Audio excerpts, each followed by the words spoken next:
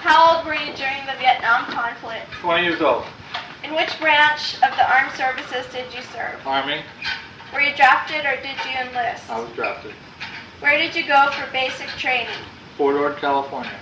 Could you describe basic training for me? It's generally training for all troops where you weed out the infantry from the rest. So where they're going to be clerks or do other jobs, but it's primarily to pick the people that are going to be in the infantry. Okay. Where were you stationed in Vietnam?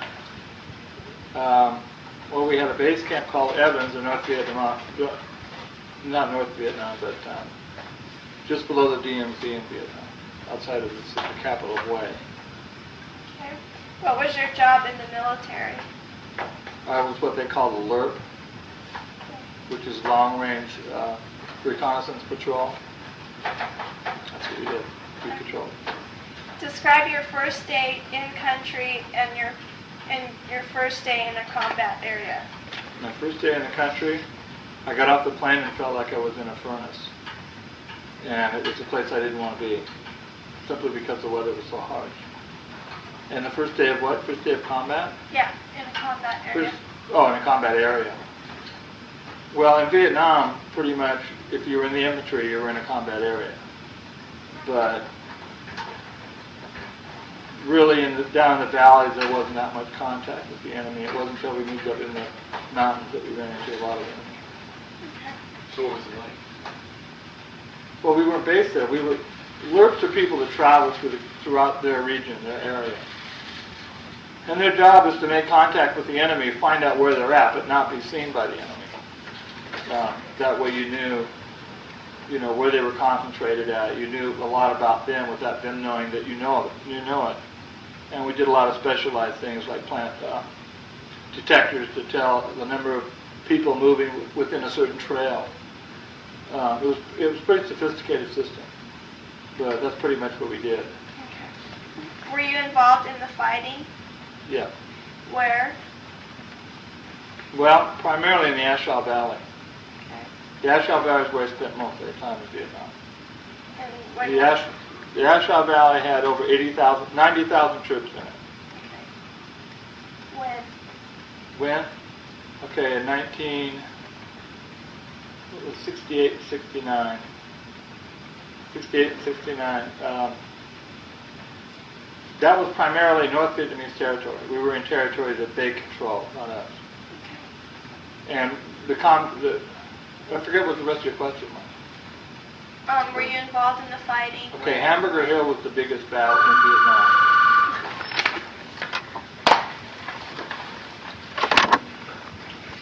I was in the 101st Airborne Division, and the 101st Airborne was in the Ashau Valley for close to 7 months. And the object of being there was to put a runway in there to get supplies in to cut off the Ho Chi Minh Trail. The Ho Chi Minh Trail ran right through the Ashau Valley. But we only had about 300 people over there. And we outnumbered, they had 90,000, we had 300. We couldn't drop in equipment. Every time equipment was dropped in, it was stolen. The next day it just disappeared. So we realized that there was no way we were going to do anything in that area. Hamburger Hill was a battle that broke out. These were all NVA troops, not Viet Cong. These are the best soldiers. And that lasted actually about 2 weeks, which we eventually took, but we lost 500 people in the process. And after that happened, we were getting hit. We had about 5 different fire bases, and they were all getting hit just about every night for weeks at a time. So there was a lot of combat where I was at. How was the morale in your unit? Morale was good. The day I was wounded in Vietnam, we were leaving the Ashau Valley because there was no way we could complete what our mission originally was. How long had you been there? 5 months. 5 months. Yeah. Okay, so you basically stayed in the Ashau Valley the whole Right, time? the whole time. Okay. How was the food? Food was great. We got food. It was dehydrated food, and you put hot water in it, and it expanded. It was great food. Oh, really? But only LERPs got that kind of food. Everybody else had to have C ration or K ration, and that stuff was garbage. But they loved it. What was that? It was just canned, probably from Korea. Canned food. It was pretty. It was edible, but it wasn't delicious. It wasn't eatable. Yeah, I heard the people that went to Saudi Arabia had the dehydrated food from the Vietnam War. That's right. Yeah. It's very good food, and we loved it. They didn't like it. Really? Yeah, my friend's boyfriend went. Maybe it was a different kind or something, because ours was good. There was about 4 or 5 different meals in it. What was your favorite? I don't remember the names of them, but I just remember how good they were. We loved them. Everybody loved them. Really? Did you have enough food every day? Yeah. You were well fed? Well, Okay. Go ahead. How were your quarters? Well, you stayed in a bunker. Each bunker had 4 people. We had what they called a 50-50. We had half the people on guard at all times. But usually we'd have what they call fireballs at night or early in the morning. And so then when you're on, if we were on a fireball, it would be a red alert basically, but it was more or less to see how fast we could react to an attack. And we let everything loose. Even though the enemy wasn't there, it was just how we would react under a red alert. A red alert would be everybody's on. But we were under what at that time was more or less a yellow alert, which is 50% of your people are up. And that's pretty much the way we were all the time. Okay. How often did you sleep in a tent? Never. Never? Never. We never had tents. Were you able to sleep during the nighttime? Yeah, that was never a problem. The problem was getting enough sleep. We didn't get more than, certainly didn't get more than 6 hours, and many times never got much more than 3 hours a night. So it was tough. Were any aspects of your war experience boring? Sure. The Army's boring. But a lot of guys that did sandbags and things like that, or had to do KP. I was lucky I never did any KP. But most of them did. That's where you have to peel potatoes and work in clean pots and pans and that. But yeah, so that would certainly be boring. There's a lot of boring time. People think it's, that's why people write a lot of letters and stuff. They're sitting around. It's actually better if you're out doing stuff than if you're just doing nothing. Right. So yeah, a lot of the time, I'd say 90% of the time, is very boring.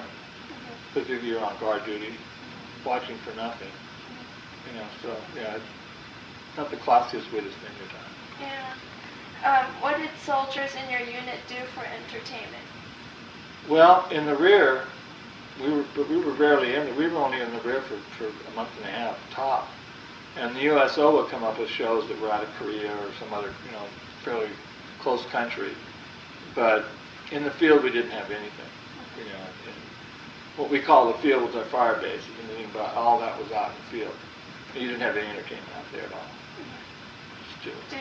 Were you able to go and to the bases to take a break, or no? They had what you called R&R, and you could get 1 R&R during your whole year period there, and you could select wherever you wanted to go. Whether there was 5 or 6 selections: Taipei, Hong Kong, Japan, Bangkok, and Australia. I think there might have been more than that.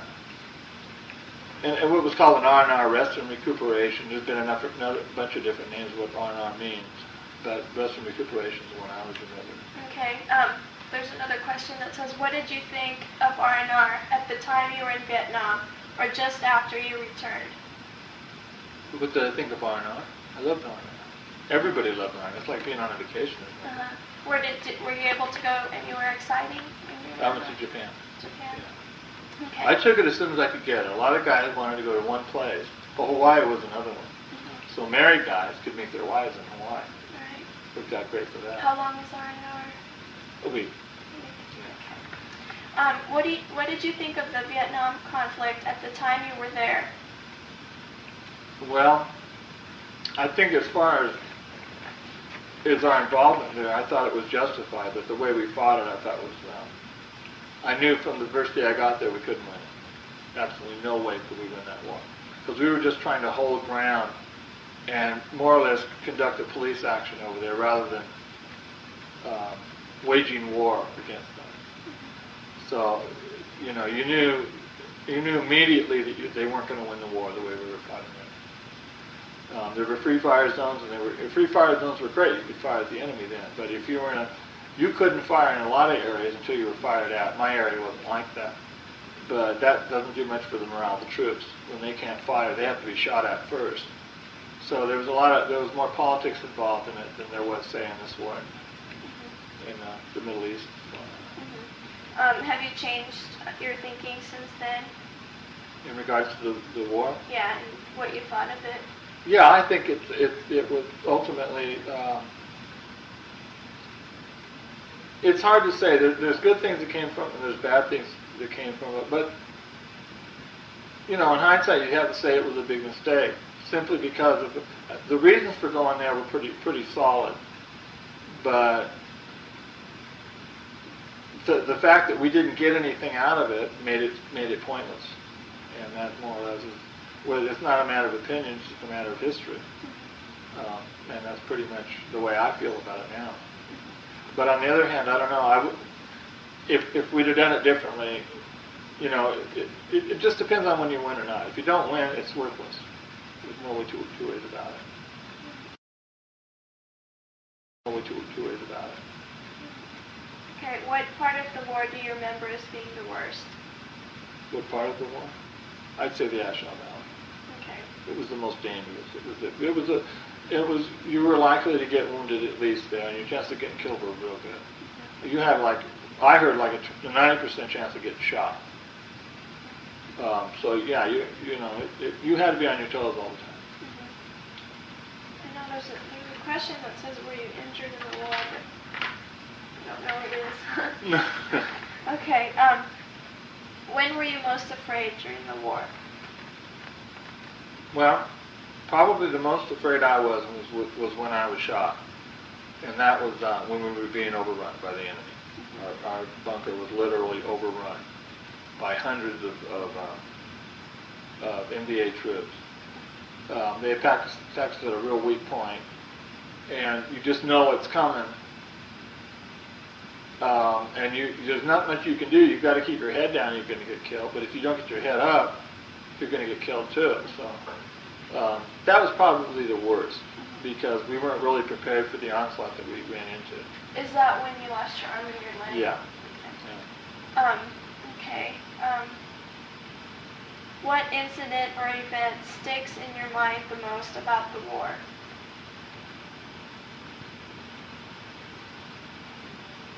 What incident? I would say Hamburger Hill. Hamburger Hill, particularly because of the political nature of it. It was a tough battle, and we had to take a hill climbing straight up it. And they had people dug in on top. It was tough to take, and we had politicians get involved in it because we lost quite a few people. But at that point, we weren't willing to give up, and we'd already made a commitment. And we had people like Kennedy come out and say that we wouldn't win the battle. And the troops really, really resented that. To this guy that didn't even know the situation, to say what the troops could do and what they couldn't do.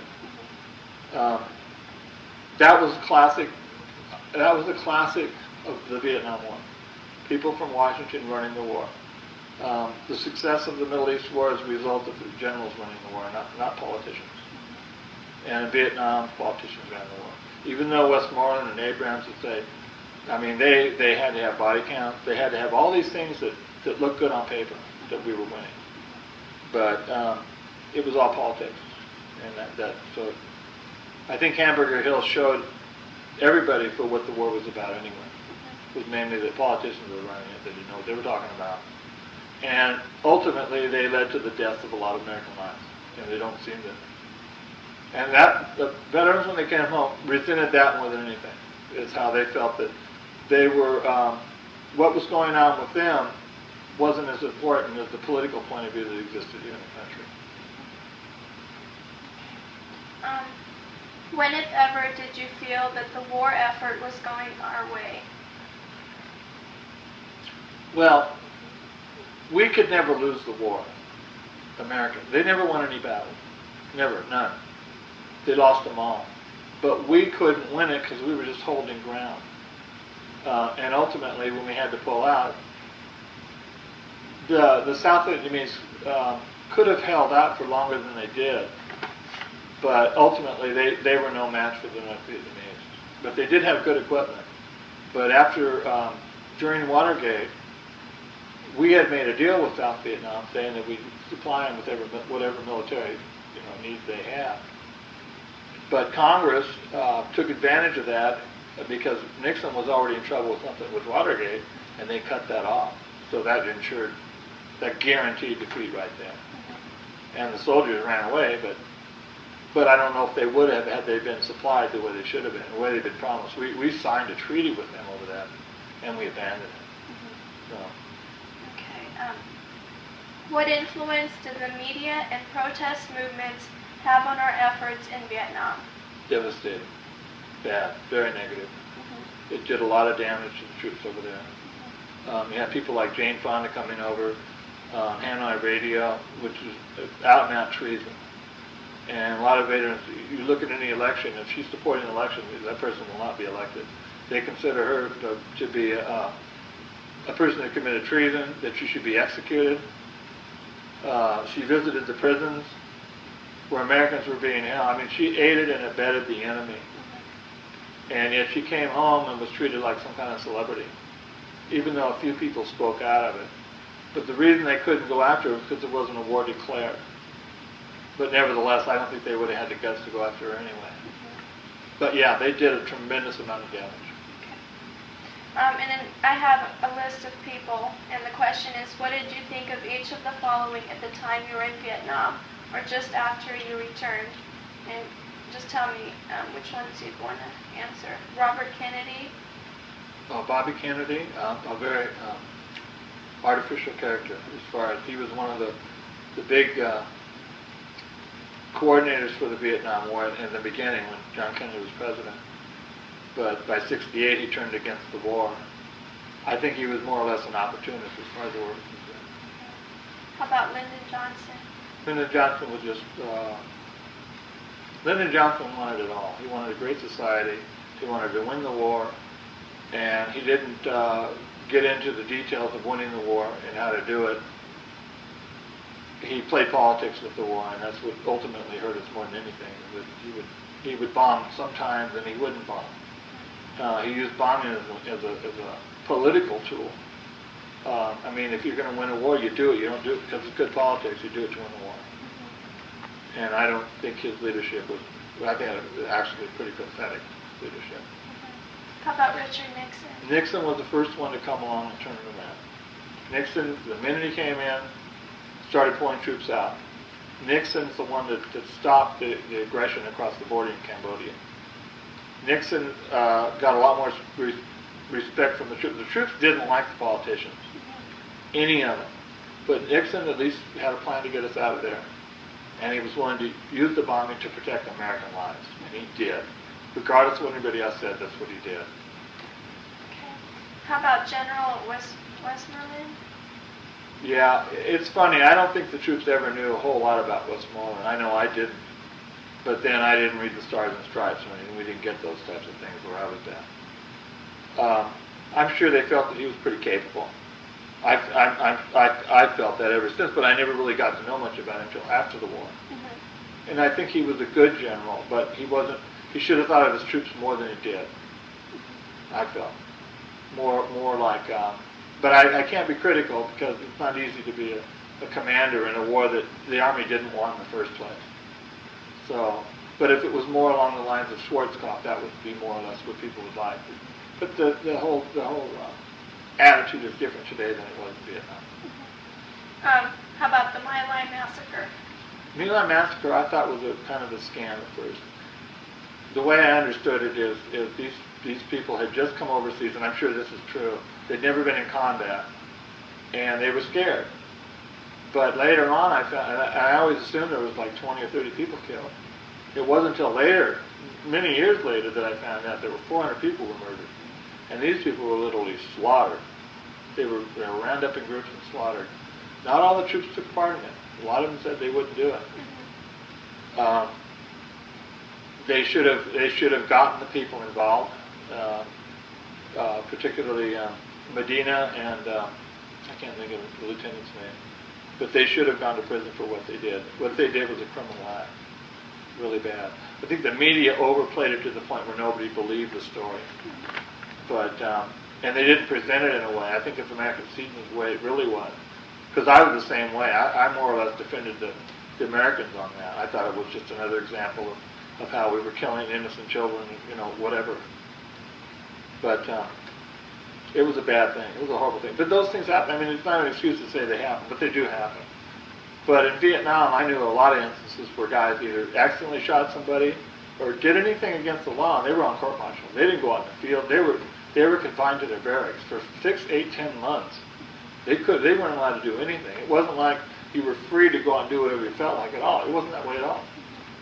It's better just be stuck there. Yeah. Okay, and then Jane Fonda, which we already talked about. How about Henry Kissinger?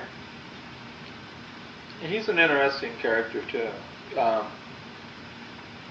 I have to say he did play politics, but being a politician, that's his business. I think he did the best he could, but the problem with the country was the media was pretty much against the war. It didn't take long. But the people weren't. 85% of the public were behind the troops, just like they were. I mean, they might not agree with the war because they don't know all the details, but they were behind the troops. And it was tough for Kissinger to sell to the media. First of all, they have a more or less of a conflict with the Republican administration anyway. I mean, they're very caustic to the Republicans. They can be that way with Jimmy Carter because he wasn't one of their guys. But I think he was a good Secretary of State. But I think he had an unwinnable situation because of the way the war was directed. There was no way that a Secretary of State was going to pull it out for us. And the reason is because after the Tet Offensive, the media considered that to be a major defeat for America. And it was a devastating defeat for the other side. It was a devastating defeat for the MVA and the VC and all those. But the media presented it as a victory for them. They lost 50,000 troops in that. They didn't get a foothold anywhere. They lost every one of the battles, and there was hundreds of battles. They lost them all. But the media thought, wow, they must be pretty strong to attack this many places. And the thing is, they paid a hell of a price for that little thing, and they were willing to surrender right at that point, to accept a coalition government at that point. But the media here presented it as a failure on our part, and that's when everything changed. That was '68. Everything changed after that. The media was no longer trusted. What did you think of draft resistors? Not a whole lot. I didn't. Well, it's not important whether they were married or unmarried. I didn't feel like if there was unmarried guys, they should go first. But the people that resisted should have gone in and done alternate service. Stayed here and done something. They should have been put in prison. They should have been punished for what they did. Anybody can.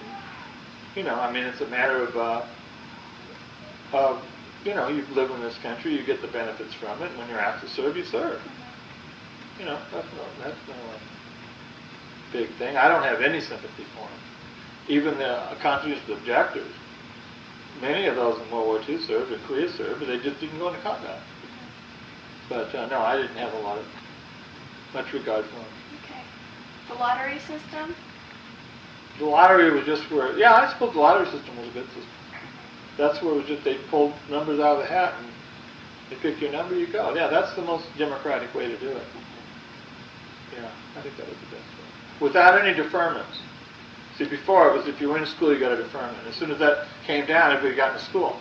Right. Or if you were married, then you get a deferment. So everybody went and got married. Mm-hmm. People would do just about anything to get out of serving. And it was only 2 years. Okay, how about Agent Orange? I'll tell you, everything over there I saw was orange. I mean, the ground was orange. To my knowledge, we didn't have much to do with it. I don't know if there was Agent Orange on the ground or not, but the reason the ground's orange is because there's a lot of iron in the soil. So, I don't know. I don't know enough about Agent Orange. I'm sure it was used where I was at, but it's not like you're in every part of the war. I mean, that's something you do when there's no people there. and then they come in later. So I don't have any feeling about it one way or the other. Okay. How about napalm? Napalm was good. Good tool. It was just a kind of jellified gas, jelly gas. And when you're in bad shape in Vietnam and you need support, napalm is a great weapon to have. Mm-hmm. Okay. The invasion of Cambodia? The invasion? Well, that just by saying the word invasion is already a slanted presentation of Cambodia. The invasion of Cambodia was the result of Cambodia having munitions set up all along the border between Vietnam and Cambodia, and they could come across the boundary line and kill American troops. We couldn't go after them. We couldn't destroy the supply because it was in Cambodia. There wasn't Cambodians within a long. They didn't like the Vietnamese either. They hate each other. They always have. So the invasion of Cambodia, we weren't going into Phnom Penh. We were going across the border and taking out all these munitions dumps and troops that we could get and kill. That was the whole point. It wasn't an invasion. Just because there's a line there doesn't mean that the Cambodians were being drawn into the war. We were going after the people that were inhabiting Cambodia, and they weren't Cambodians, they were Vietnamese. So. TV news coverage? Pardon me? TV news coverage? Yeah. We never had anybody that had the guts to go in the Ashaw Valley that I ever saw in Vietnam. Not one. And if they did, they flew in and took a look and got the hell out of there. But I can't remember. No, we didn't. Hamburger Hill had some there, but no, most of them stayed away from that. The Viet Cong? The Viet Cong?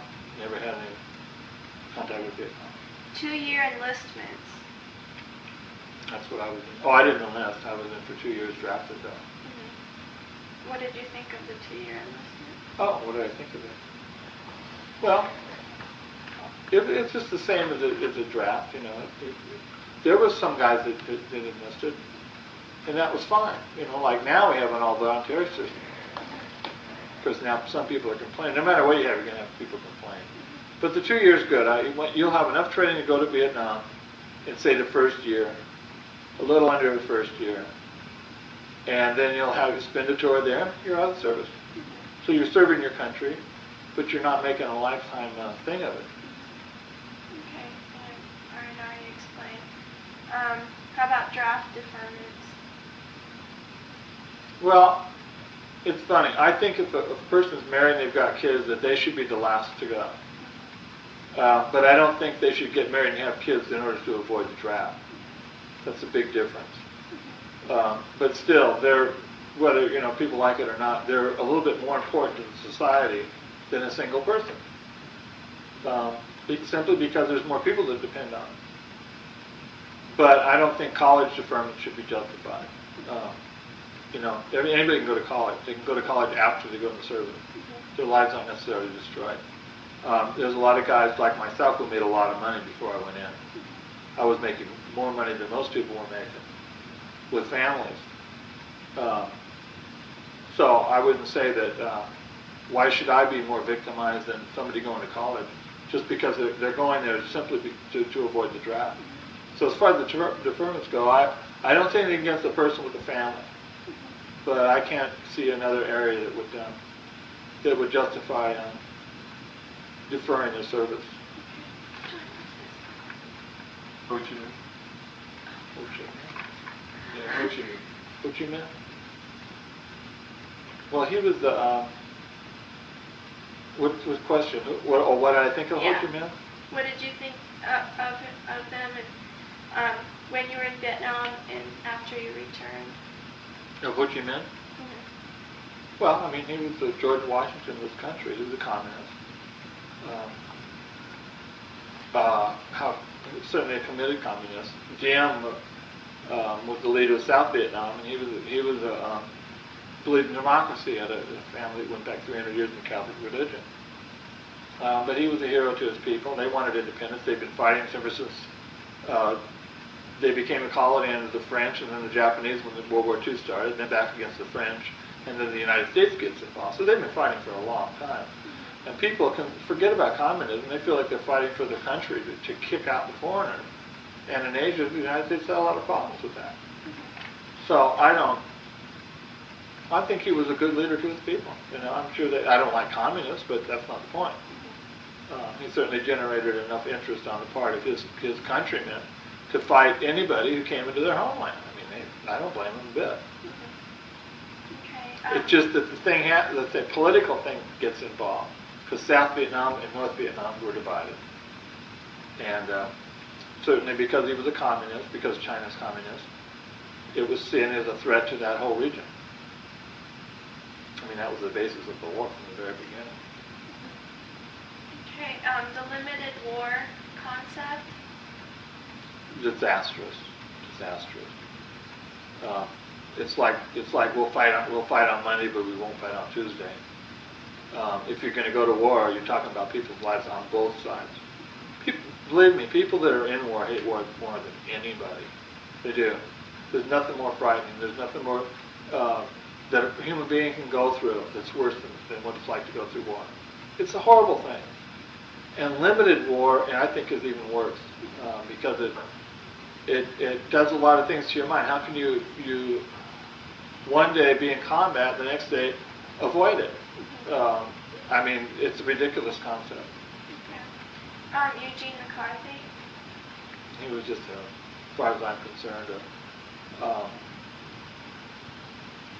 opportunist primarily. He generated a lot of animosity towards Johnson and Humphrey, who were supporters of the war, and he pretty much ended Johnson's run for because he won the New Hampshire primary. But he was just a left-wing college preppy guy that people looked to as being I don't know. He was one of those flukes in history, not really significant.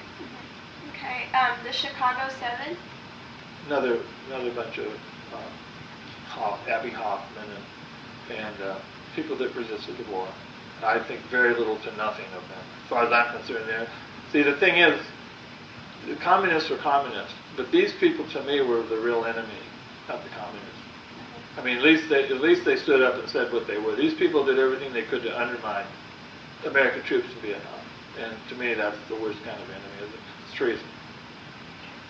Have your opinions of the people and events of the previous question changed over time? I'd say My Lai would probably be the one that's changed.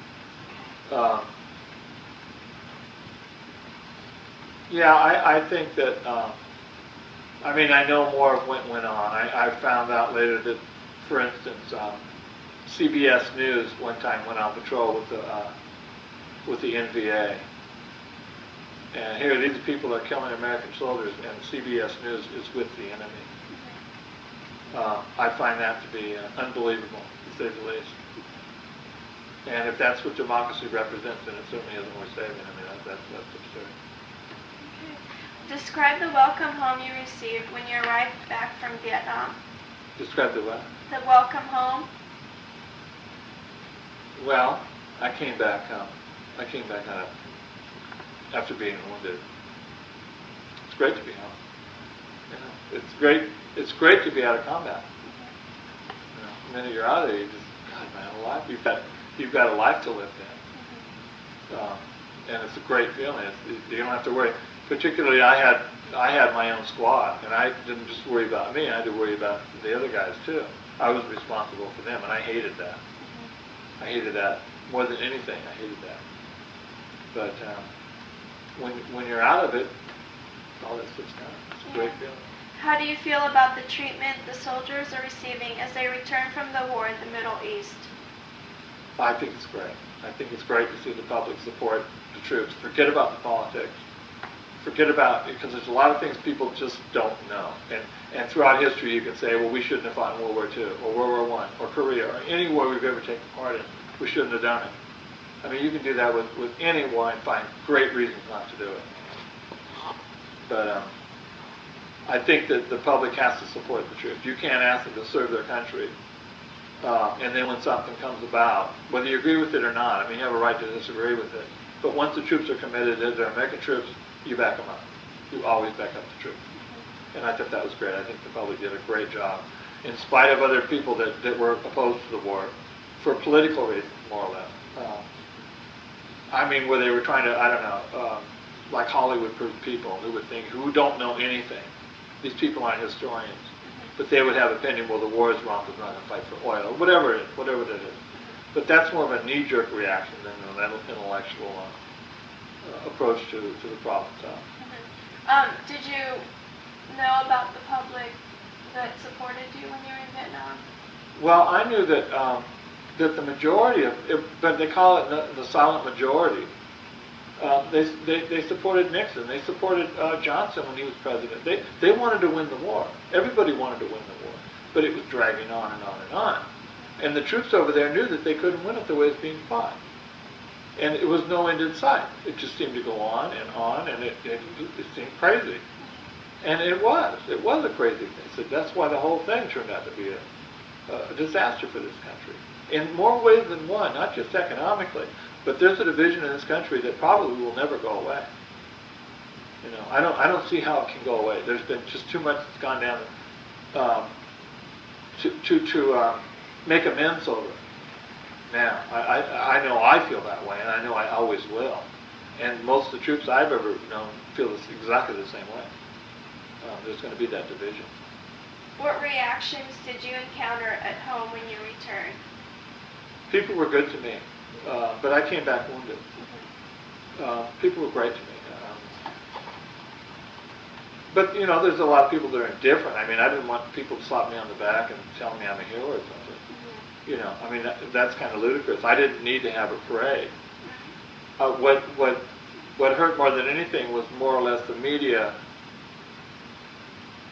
presented it in a way that it was just a total waste anyway. You know, why waste?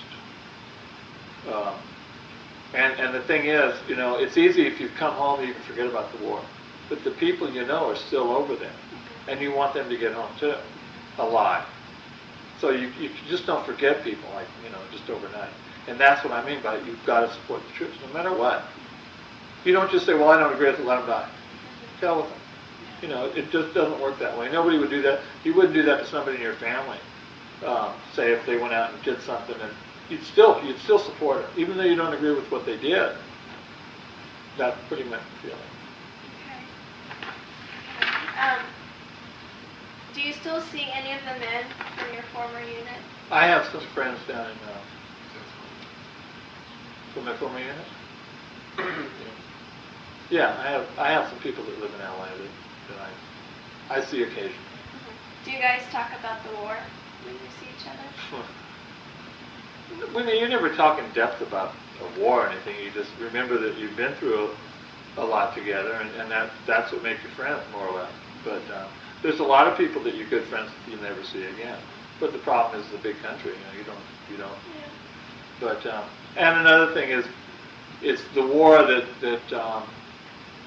that made you friends, and in a way you kind of get driven away from people because war's fun, and you just go about living your life, and you don't. You know, it's just like anybody else in any other kind of relationship. You know, if you're around each other and you have things in common, that's the key to it all. But if you don't, you know, the war is gone, and those things, more or less, they kind of break up. Have you seen that show? Right. Have you seen Memphis Belle? Yeah, it is pretty good. Anyway, go. Okay, it says, have you seen any of the following movies, and what is your reaction to them? Do they portray the war in an accurate manner? Apocalypse? Apocalypse. No, it was a piece of trash. Okay. Run through these real quick. How about Coming Home? I never saw it because Jane Fonda was in it, and I never will. Okay. Hamburger Hill? I'd have to say that was pretty well done as far as a historical document, as far as the coverage of it. I thought that was pretty good. Platoon? Because I was there. Pardon me? Platoon? Platoon was another piece of garbage by a guy who was never, he claimed, he was over in Vietnam, so he claimed this, apparently people think because he made the movie that's what happened to him in Vietnam. None of that's true. Full Metal Jacket? That wasn't bad. That wasn't bad. Yeah, I'd say that was a pretty good film. I mean, it was okay. It could have been better, but it was a fairly good representation. Okay. Green Berets. Well, that's the best ground assault that I've seen, period. Because I've been in ground assaults and I know what they look like. And that I did an excellent job on that. The story was typical Hollywood. But as far as the activities of war, that was probably the best, not probably, that was definitely the best ground assault that I've seen. It was closer to reality than any other films have. Okay. The Deer Hunter. Deer Hunter was wacky. You know, that's when the guy starts to shoot himself. They make wages. Have you seen it? No. Yeah, I think that's a little off the wall. Where a guy's taken prisoner and put in a cage. And I think that's a little more or less overdoing it, like what I did. Have you seen the TV programs Tour of Duty and China Beach, and what is your reaction to them? No, I've never watched it. Never had much desire to watch it. Okay. How do you feel about the POWs and MIAs? Do you think our government has done enough to track them down and see if all are accounted for? I think they really have. I think they have tried to find them. The problem, though, from the very beginning was the troops. You don't leave people in the field. If people get shot, you risk your life to get them out. You don't leave them there. Just leave them there. And that was one of the things that was hard for the troops to accept, that, you know, we didn't seem to be, right at the time, to be going after these people. The POWs were great. You know, some of them, anybody can be broken. There's no way, nobody can withstand the kind of pressure they can put on people. They'll break it. But they were the most courageous people in Vietnam. I mean, those people had to live it every day, for year after year. And some of them didn't break. Some of them fought the whole damn time. There was another movie that should be on that list. It was called Hanoi Hilton. That was a good movie about the POWs. That was an accurate portrayal. But they were real heroes. What were the reasons, in your opinion, for the United States pulling out of Vietnam? Pulling out of Vietnam? Yeah. Well, it was just getting too expensive, and we weren't winning it. We weren't going anywhere with it. It had turned into literally police action, and people were fed up with the war. The cost estimated between $60 and $120 billion, and that doesn't seem like much today, but it was a lot then. So it was really racking the economy. It's for no other reason. And there was no end in sight, and we apparently had made some kind of deal. And we figured, well, maybe they can hold on to it, the South Vietnamese. But it wasn't meant to be. Okay. What should be done to remember the veterans in the system for their years of service? Well, if they were to get, it's not like, if they were just to get the things that they've been promised, I think that's all they need.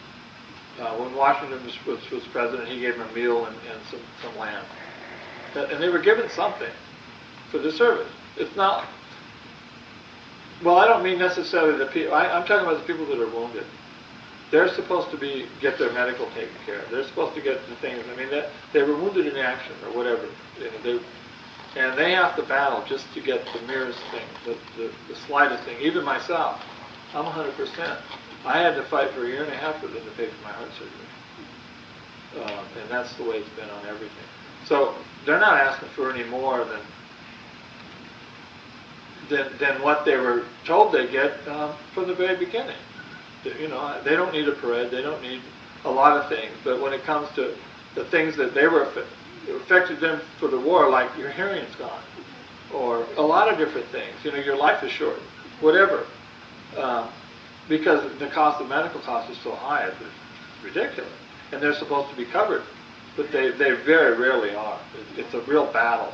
It's almost as bad a battle fighting the VA as it is to fight in Vietnam. It really is. It's that stupid. So I think that's pretty much all right.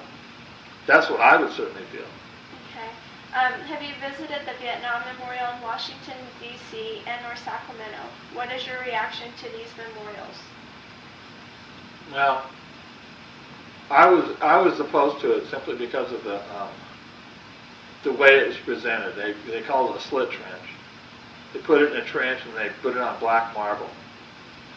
But everybody I've talked to that's seen it since loves it. I think it's great. But it's a real emotional type of thing for a lot of guys. And I think if it has that reaction on people, that's fine. I have no desire to see it myself. But maybe someday I'll go to Washington and see it and see names of people I know that are on there. But it hasn't caused any. A lot of people like myself didn't like the whole deal. But enough people that did, hey, that's great. If they feel that way about it, I've got no objection to it at all. Why did you reject it? Well, I just didn't like the fact that it was black marble. It was in a trench. Everything else in Washington is white. And all the other monuments. It was almost like it was. Well, here's our loser. It's underground. Take a look at this one. But there was more to it. I can't remember all the little details that were involved in it. But that was the kind of thing I thought was improper. In your opinion, what was the cause of the Vietnam War? What was the cause? Mm-hmm. Well, the spread of communism. But a commitment in '54 we made with after France was defeated at Geneva, we agreed to support the South Vietnamese because we knew the French couldn't do it after Dien Bien Phu when they were wiped out. What's the question? Was it worth it? What was, in your opinion, what was the cause? Okay, well, it was certainly the spread of communism. Mm-hmm. But you have to look back. I mean, if you just want a one-word answer, it's politics and it's communism, the same thing. Mm-hmm. Because we signed the Southeast Asia Treaty.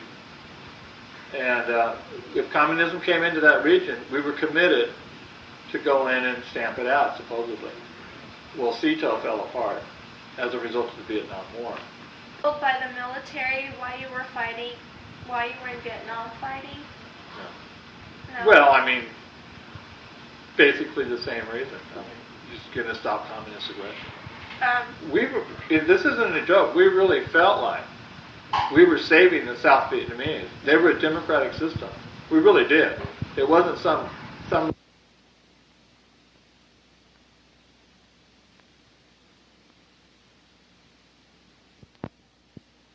Because that'll be a main point. Okay. Why was this war so controversial? Because it lasted so long. I think any war, if it was a civil war, it takes its toll on the public. And the carnage that people saw on TV every night, you could watch the war but not really know anything about it. One of the famous pictures taken from the war is a South Vietnamese officer shooting supposedly a VC in the head, and his blood spouts out of the top of his head. Well, he just slaughtered a family of 7 people, and the guy that shot him had been in that family. So, but the media never reported that part of it. They just showed this grisly scene of him, this guy shooting him in the head and executing him, basically. But that made a big impression on the American people over here. Or that little girl that was running naked with a napalm into the burns. That was another. That's the kind of. But war is a horrible thing. I mean, that's why people don't like to fight it. You see a lot of horrible things. Mm-hmm. I mean, that's just the nature of war. The fact that it lasted 8 years and there was no end in sight. There just wasn't any end. And I think the thing is, even at the end, people were still for it. But they weren't for it the way we were doing it. And that's why the minute Nixon got in, he was pulling troops out. Mm-hmm. So the minute it was called the Vietnamization of Vietnam. Mm-hmm. Letting the Vietnamese troops go in and fight for their country. Okay, what should we tell our school children about the Vietnam War? Well, it has to be presented in a way that they know what's going on. And if the commitment is worth it, if people want to make the commitment, then you do it 100%. You don't You don't get in halfway and then back out and say, well, we weren't ready for that. You just have to be knowledgeable about it. You have to get Congress to vote to declare war. You can't let them cop out. You can't let them say, well, the president could take that over, and then if he loses, it's his problem, not ours. Congress showed no courage as usual. That was one of the biggest flaws in the political part of it. You had a presidency opposed to Congress, not the whole time, but at the end you did. And that made it impossible. And you're talking about troops' lives over there. You're not talking about a political point of view. I mean, those troops' lives should have come before their political little interests. But if there's going to be a commitment, because you can argue against any war you want to, then you have to have people understand the situation and have them committed to it and present it in a way. But it's hard to do that. Even in World War II, the films were made, Frank Capra films were made, and they were propaganda films. But they explained to the soldiers, I mean, you have to know what you're fighting for. But it's not easy. Even Bush had trouble convincing people. But you've got to have a real bad enemy in order to convince people that has to be done. But even then, you could say it wasn't a very smart idea to go in. So it's tough. But one of the main things I would say is Congress has to take a vote. They have to go on record. Okay. What has been the long-term effect on the American people from the Vietnam War? It's divided the country. Okay. It's divided the country. And I don't see, people might not believe that, but it's true. The country is very deeply, anytime the issue comes up again, believe me, it's a sore spot, and I think it always will be. Mm-hmm. What have been the results of our failure to win? I think America was at one of maybe the pinnacle in its history before Vietnam, when Kennedy was elected.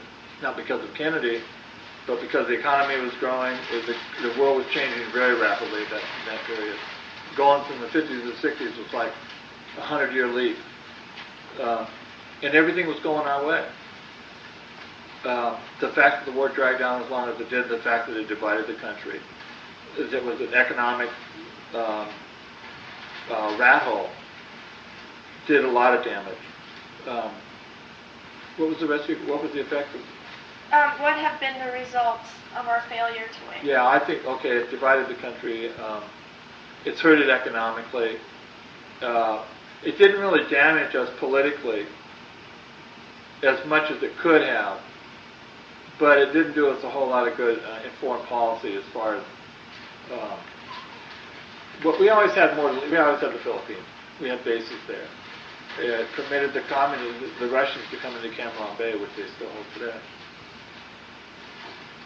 I don't think it did a whole lot of good ultimately because we lost the war. You can't say anything good about a war that's been lost. Yeah. In your opinion, what lessons did the United States learn from the Vietnam War? It's hard to say what they've learned. I think it's good to compare though Vietnam and this one, even though they're not related, in that we made a decision to do it. The Congress had to vote. Upon the lines they took, everybody could have predicted, but they did vote in favor of it. And I think that was a positive thing because politicians are always scared to say, they're so worried about their votes that they'll say whatever's necessary. And not all of them, but a lot of them. They just want to get reelected. Okay. And I think that was one good thing. Okay. Could you talk about your injuries, how you felt about them, and then finally, when you got to leave because, you lost your arm and your leg? Okay. Well, I was wounded about a week after Hamburger Hill. I had a right arm bone out at the elbow, and a left flank, which ultimately was lost at the hip. And I had burn, and I had muscle losses in my other two limbs. My hearing was destroyed. But I felt real good. I mean, even though you're missing some parts, you're not necessarily sick. I had a lot of burns. It took me 6 months to get out of the hospital. But it was good to be out of the war. And it was good to be alive. And the thing is, I never considered I'd be killed or shot. It just never dawned on me that I would be shot. I never feared the possibility of being shot. I just never did. But it wasn't as difficult as a lot of people, maybe they would think it would be. But the thing is, I'm more mobile than a lot of guys. I've got one leg, I can move around, whereas other people might have lost both legs, or they're paralyzed. So it wouldn't have had the impact. My impact wouldn't have been on them. Their livelihood is more effective than mine was, even though I couldn't do what I wanted to do. What was the rest of the question? Just when you finally were able to leave, were you glad in a way? Oh yeah, are you kidding? Sure, I could go home. Well, the thing is, it's not like if I stay another month, the war's going to end and we're going to win it. You were glad to get out of there because you knew from day one. I knew we couldn't win the war. It's the way we were fighting. There's just no way. And here, you just get off the plane and you know it. You don't think it, you know it. Yeah. Just feels good. And there was a lot of things in Vietnam. I liked where I was at, but I hate to go to the rear because there were nothing but a bunch of fat asses with refrigerators in their hooches and Vietnamese doing all their the labor, cleaning up their hooch. I mean, they were like slaves there. And these guys were living like kings. They were clerks. There was a lot of resentment towards that. How long were you in Vietnam before you were able to go back? 7 months. You were in Vietnam for 7 months? I mean, after you were injured. Oh. I was there about 2 more weeks. They took me to a fire base. I was real lucky, real lucky. I should have bled to death. But because we were hit at 4 o'clock in the morning, and the sun always came up at 6. And we couldn't get choppers in because our radio, the commander of our unit ran off, took off with his helicopter. It was the only radio we had to get a medevac to pick up the wounded. So he ran away because of the... Yeah. He's not a real popular guy. But when medevac couldn't come in until daylight anyway, so it was 2 hours before I was picked up from the time I was wounded. And generally you bleed to death by then because I didn't have any blood left at all when I finally made it in. Do you want to talk about it, how you were dropped? Yeah, that was kind of annoying to say the least. It wasn't so bad the first time because they were being shot at. I could understand. They were going up a hill, and they dropped me, and it hurt, but it wasn't, it wasn't that painful then. Because I was still awake. I mean, I blacked out occasionally, but most of the time I was awake. And I was a mess. I mean, I was a real mess. My bone was sticking out. My hand was kind of just a jagged bone sticking out. Did you almost pass out? I mean, when you saw that? Oh, yeah.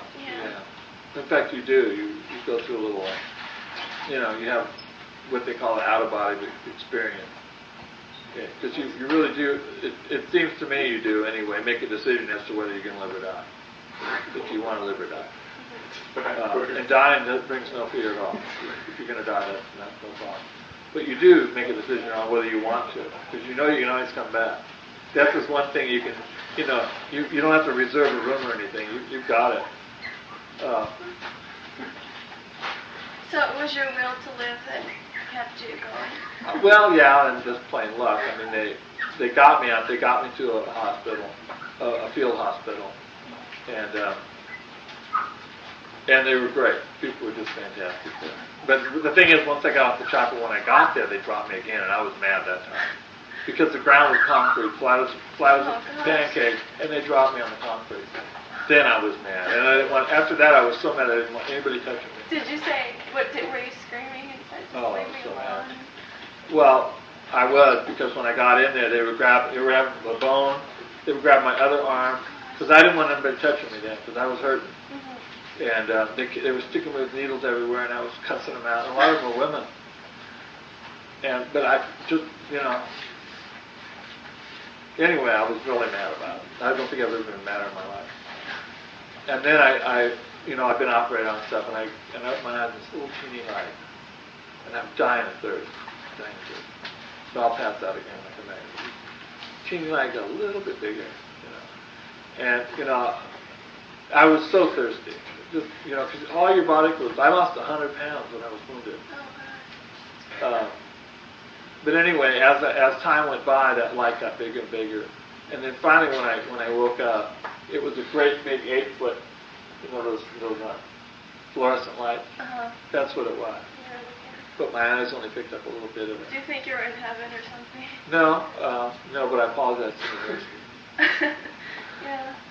Why did they drop you the second time? I don't know. They just, there's a certain way you have to carry somebody on a stretcher. And I suppose if you're not stepping the same way, then you're rocking it like that. And because my body was imbalanced simply because the my leg was gone and my arm was gone, that takes out quite a bit of weight. And I think that was the reason for it. But they weren't being shot at the second time. So they were just being clumsy. But I was real lucky. I was lucky.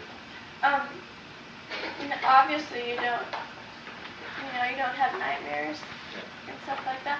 Why do some people have, such bad memories about it? I don't know, and it may not be fair for me to say. But what I saw was that people that had trouble with it,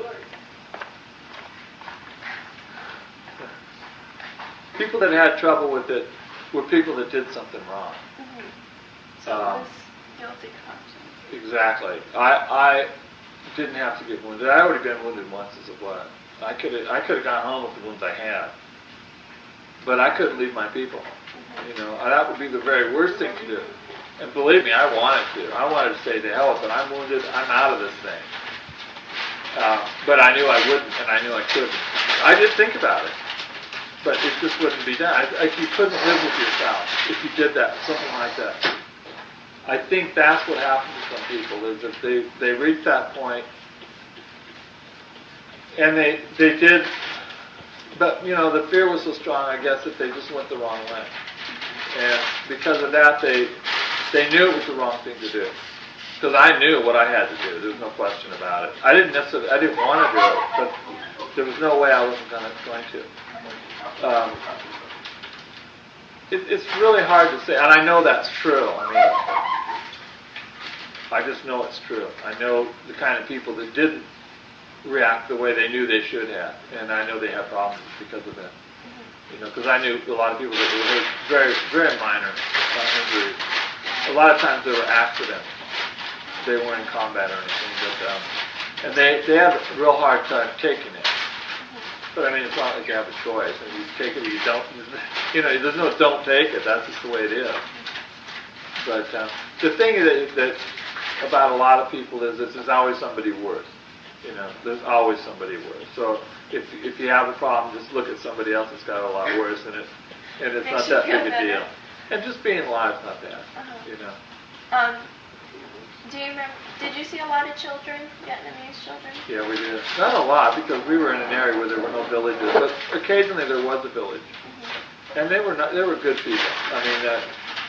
The villages were small, and you could tell they'd been there for probably for thousands of years, and they had dirt floors, and they swept them every morning, but it was real, every day.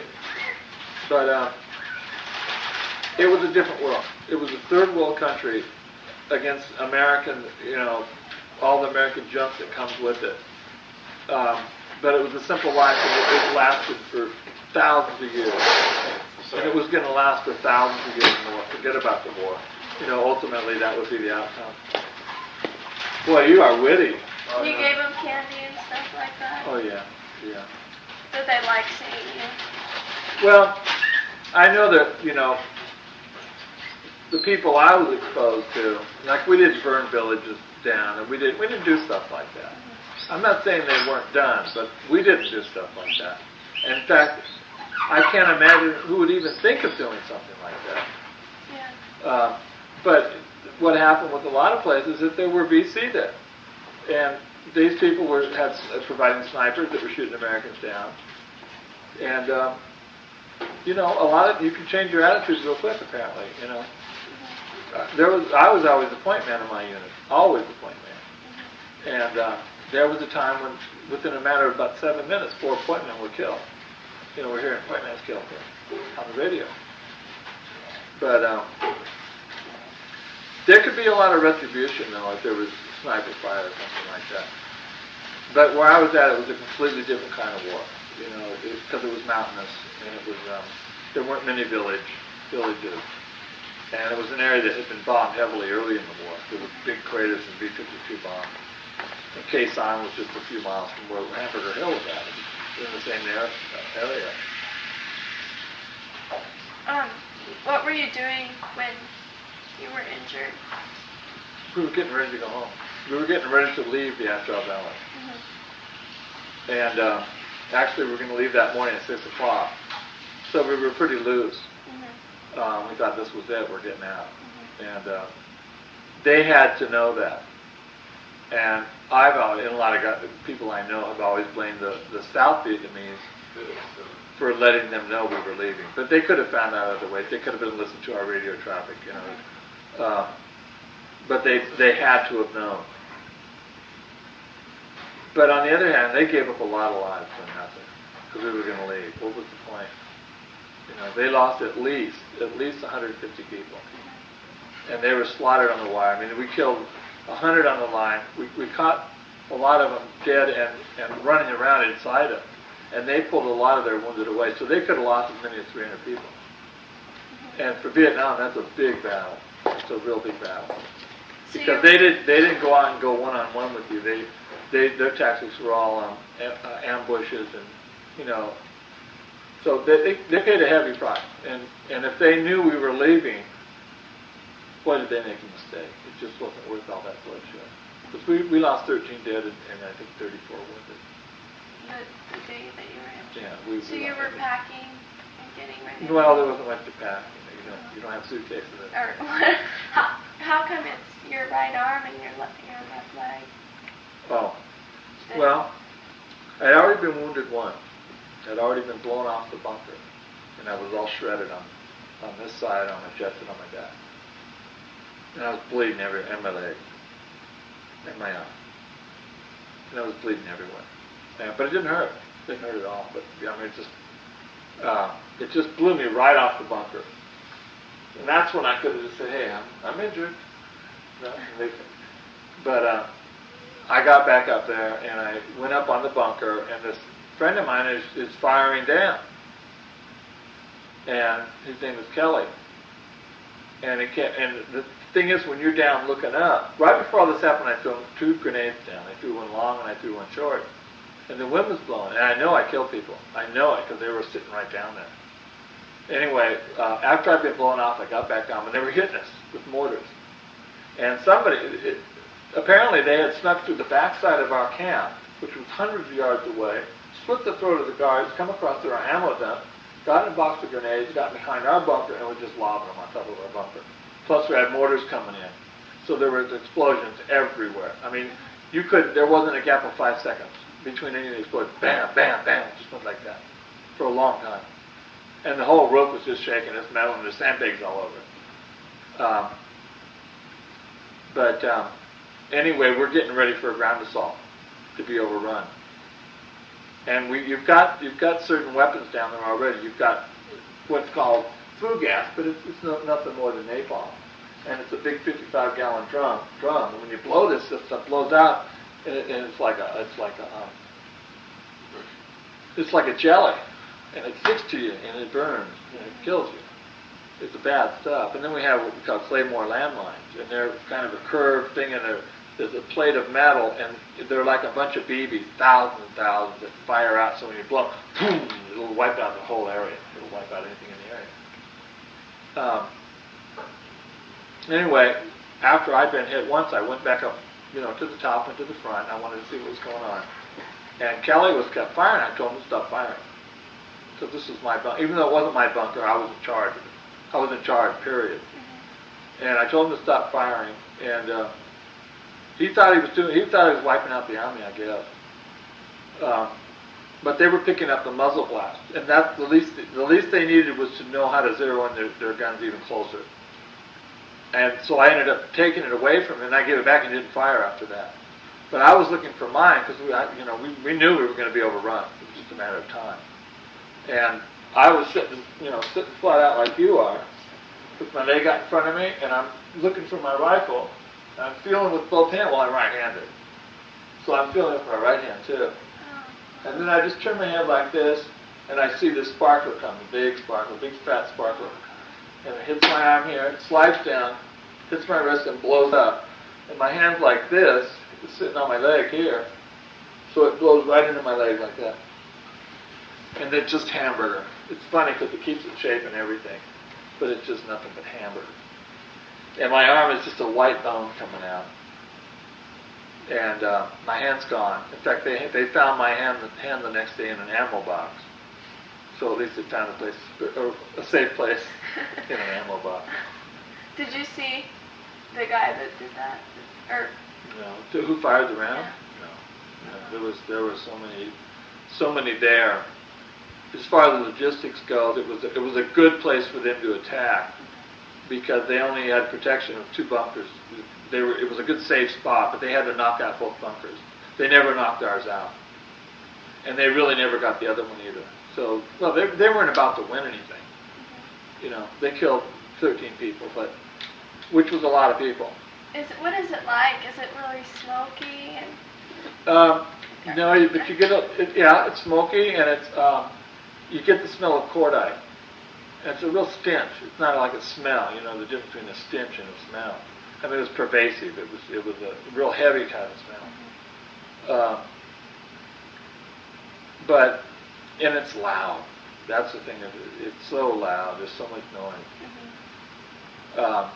When we were first hit, the guy on another bunker was shot in the chest a couple of times, and he was screaming and screaming. And what happens to a person is it isn't that they're in a lot of pain. It's just that their mind won't accept what's happened to them. Sure. So more or less. But shock can kill you alone. But unless you learn to accept it real quick, it will kill you. I mean, you better just face facts. You're hit. But like I knew right away, and I went through the same thing. You've got to accept what happened to you, or that's the way it is. Period. There's no thinking about it. You just have to be upfront about it with yourself. How do you want to close? Huh? How do you want to close the interview? Well, I'm not going back. What happens if your sons have to go to war? Well, that's a great question, because I've thought that. I think it's different from now on, though. I don't think there'll be another Vietnam, and it's not because we've gotten any smarter. The world has changed a lot since Vietnam, since the '60s. Colonization has ended. It's the only reason these wars broke out was because of World War II. And World War II changed the world. It got rid of the colonizing countries for good. The world is a different world. There's more economic structure today than there was, before World War II. You had the real poor countries without anything, and then you had the rich industrial nations with too much of everything. And I think that's more or less gotten better.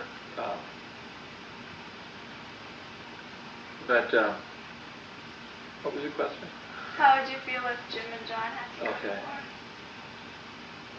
Well, just like I said before, Congress would have to vote for war. There'd have to be a state of war, otherwise they wouldn't go. Period. This wouldn't happen. I mean, I can't speak for them, but I would be. I want to make sure that this country supports the people over there. I mean, well, there's no doubt. You're not going to have Jane Fondas flying over to the enemy and giving them aid and comfort. That you don't have a bunch of radicals who aren't going to serve anyway. I mean, maybe that's not right, but it's not right to have people serve if the country isn't behind them. There's nothing wrong with serving your country and even dying. There really isn't anything wrong with that. But if you're throwing away those lives, then that's wrong. And it has to be for a good purpose. It really does. It has to be for commitment. We have to know how long it's going to last. What is the commitment? Is it a worthwhile commitment? Is it something that can be sustained for 100 years? So, those questions, you have to be convinced that you're not going to abandon those people, because it reaches a point where people are getting bored with it, or well, it was just something that didn't work out. Because you're talking about people's lives, and that's just it's too important. It's more important than anybody's election. It's more important than this government. It really is. It's the people. And they own and run this government. It's just the people have to say, hey, this is what we're going to do. So the people have to make that commitment. And they can't, the people have a right to speak out, but once war is declared, there's Alien and Sedition Act. You can't go against the war then. Even though we probably wouldn't go after anybody, maybe we should. If that's what it took, we should. Because otherwise the troops are not going to support, they're going to say, yeah, these people will never back us up. So, if they're going to send their sons and daughters to war, then they have to make the commitment to support them. And I think that's about all. I think that's about all you can ask for any war. Look what's happening to the people in Iraq now. The kids that are dying and the old people that are dying. That's what you breed. That's what results from these kinds of things. And those people are pretty much innocent of what they didn't do anything. So it's a bad deal. And the thing is, maybe the life will be better over there, but it's going to be a long time before it's better. And you've got a guy like Saddam Hussein. Maybe they should have had a policy we get him out too, not just get him out of Kuwait.